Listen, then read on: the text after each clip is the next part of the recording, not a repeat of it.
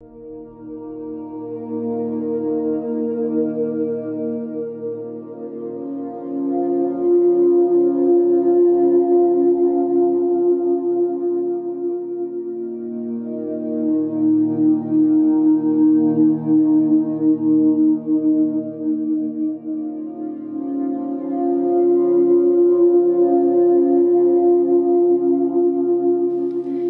sä juokset noin kovaa, mä en saa sua koskaan kiinni.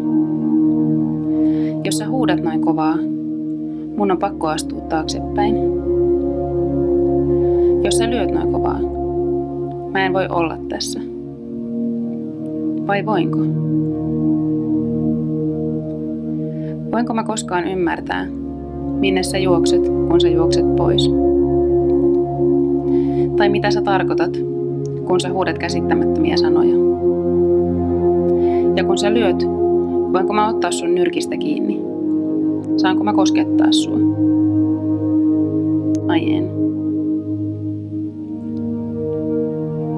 No, mä katson kun sä juokset. Sä et tiedä, että mä katson sun perään. Mä näen, miten sä liikut. Sun tapa liikkua muistuttaa sitä, miten sun isä liikkuu. Se kävelee just noin. Ja mä näen, miten sä katsot. Sä yrität piiloutua hiustesi taa. Mutta miten mä voin silti niin selvästi nähdä sun silmät?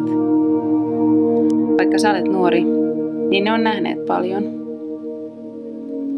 Mä en tiedä puoliakaan siitä, mutta ymmärrän siitä jotain. Ymmärrän sen siitä, miten sä puhut ihmisille. Siitä, keihin sä valitset luottaa ja keihin et.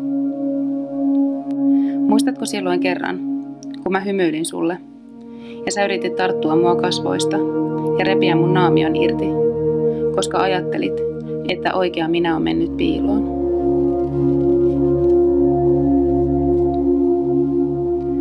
Sellaisista asioista mä voin vähän ymmärtää, mitä sä olet kokenut. Koskaan en voi tuntea sua kokonaan. Mutta joku päivä mä ehkä opin juoksemaan yhtä kovaa ja me voidaan juosta rinnakkain.